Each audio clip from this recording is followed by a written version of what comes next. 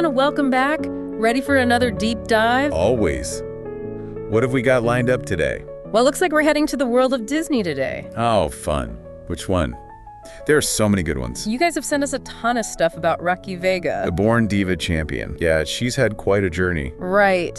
And that's what we're going to dig into today. From what I'm seeing, she went from winning the singing competition in the Philippines to performing at Hong Kong Disneyland. It's an incredible story. Talk about a leap.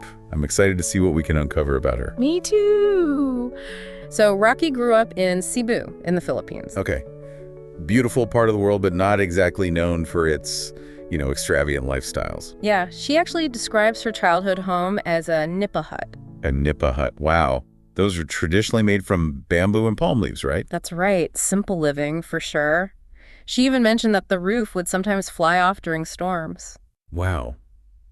I can only imagine the resilience that builds in you growing up like that. I know. It makes you appreciate things in a different way, I think. And maybe that's part of what fueled her passion for singing, because that started super early on. It really does seem like those tough situations can either make or break you. Right. It's like that old saying, what doesn't kill you makes you stronger. Something like that.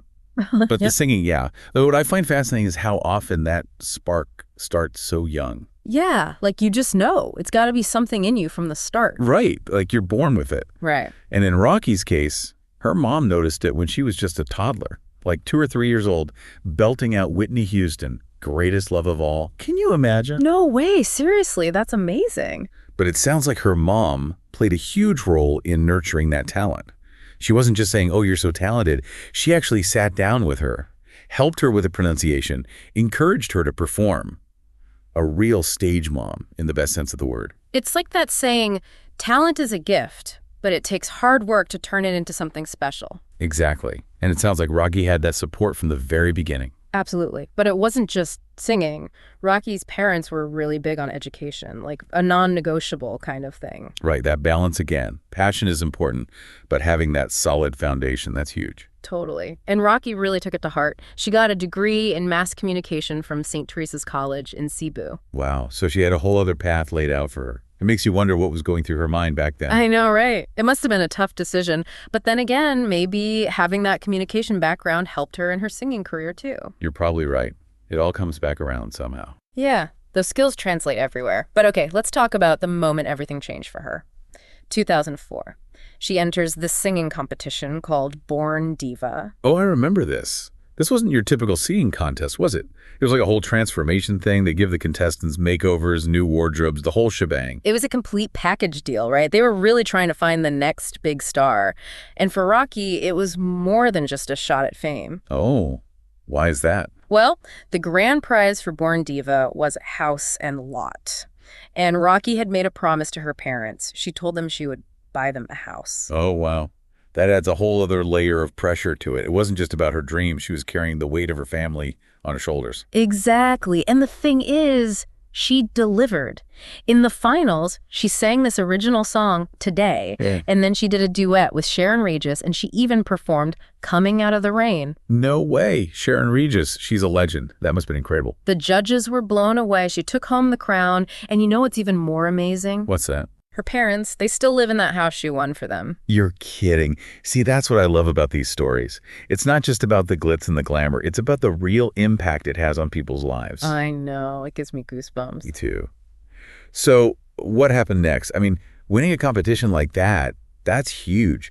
Did she immediately shoot to stardom? It did open a lot of doors for her. She got signed to Star Records. Star Records, that's massive. They're like the biggest record label in the Philippines, right? Exactly. She even released a tribute album to Barbra Streisand. Wow, that's a big deal. She even won a WIT award. Which is? It's basically like the Philippines version of a Grammy. So she was on top of the world. It seemed like it. She even sang the theme song for a popular TV drama called, hold on, I've got it here somewhere, Lobo. It was back in 2008. Lobo.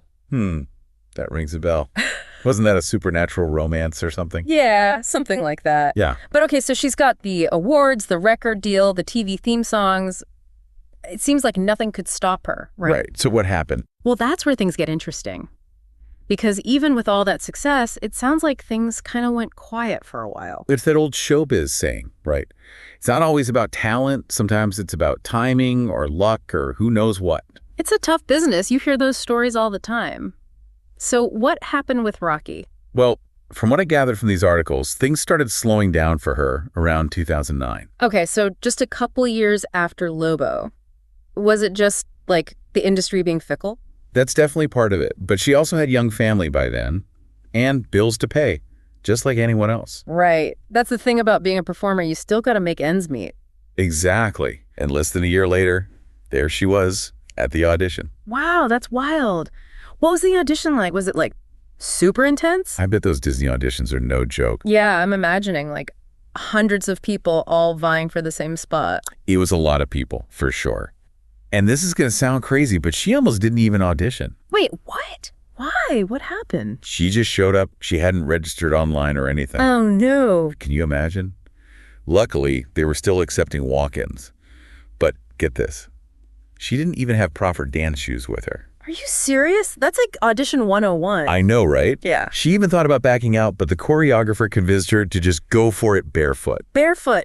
Wow, that takes guts. It does, and talent, clearly. Because out of everyone who auditioned, guess how many people they chose? Oh, no, don't tell me. Like, 5. Three people out of everyone. No way. And Raki was one of them. One of them. 2 guys and her. That's incredible. See, that's what I'm talking about. That's destiny right there. It really does feel like it was meant to be. And as soon as she got the job, you know what she did. Bought those dance shoes? First thing. She laughs about it now, but you can tell how important it was to her, proving herself, showing up prepared. I bet. So there she is, new country, new job, singing her heart out at the happiest place on earth. But life doesn't just stop there, does it? What about starting a family? How did Disneyland handle that, with her being a performer and all? That's what I love about Disney. They're all about that family-friendly image. And they actually live up to it. They were so supportive of her when she became a mom. So they didn't give her a hard time about it? Not at all. They actually gave her options. She could take time off or switch to a behind-the-scenes role, whatever worked best for her. That's amazing. You don't hear that very often, especially in such a demanding industry. It really is refreshing. And it makes you wonder, if maybe her background, her upbringing, played a role in that too, like this idea of supporting family, both at home and at work. That's a good point. It's all connected, isn't it? But what did she end up doing? What does a behind-the-scenes job even look like at Disneyland? Get this. She became a scheduler. A scheduler?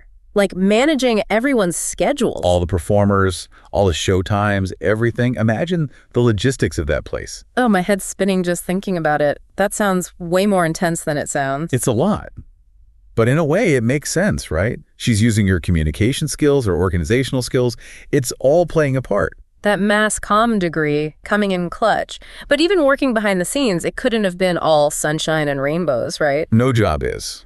And she's talked about those long hours, the early morning call times, trying to juggle being a mom with the demands of the job. So it's still a grind, even at the happiest place on earth. It is.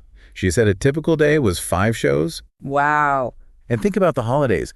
When everyone else is celebrating, that's when Disneyland is the busiest. Right. I hadn't even thought about that. She must have missed out on a lot of family time. She has. She actually mentioned in the interview that she hasn't been back home to the Philippines for Christmas in over a decade. Wow. That's a long time. That's real dedication. It is. But she also talks about the joy she gets from her work, seeing the smiles on people's faces, being part of something magical.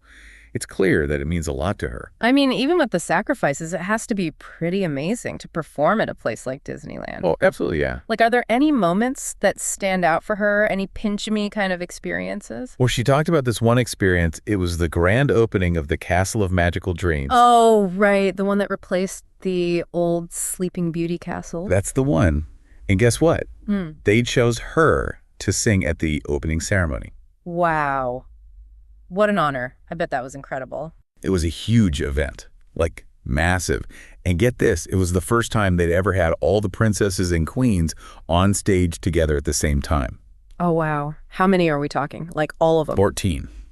14 princesses and queens all in one place. No way. Cinderella, Snow White, Ariel? All of them. Even Elsa and Anna were there. Stop it. That must have been absolutely breathtaking to see. It's the kind of thing you never forget. Okay, but now I'm like, how do you even top that?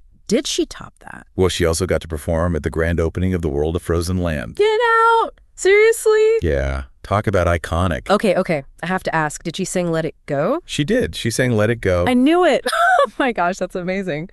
So was it like a big deal? Were there celebrities there? Oh yeah, Bob Iger was there. No way. The Bob Iger? Yep. He's the president of Disney at the time. And Jennifer Lee was there too. Hold on. Jennifer Lee, the director of Frozen. The one and only. Wow. That's surreal. From a nipa hut in Cebu to singing in front of Disney royalty, it's like a movie.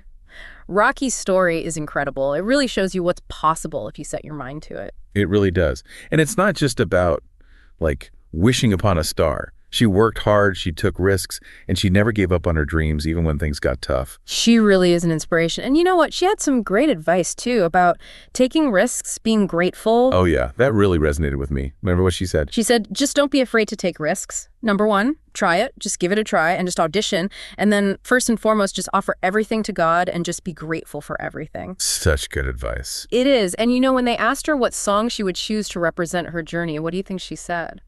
Let me guess. When You Wish Upon a Star. Bingo. She said it fits her life perfectly. It really does. It does. Well, there you have it. From a nipa hut to a Disney icon, Raki Vega's story is proof that with hard work, a little bit of magic, and a whole lot of heart, you really can achieve anything. It makes you wonder what incredible paths are out there just waiting for us to discover them. Thanks for joining us for another deep dive. Until next time, keep exploring. Don't forget to subscribe and hit the notification bell for future podcast notification. This is The Podcast, powered by OnQ New Media.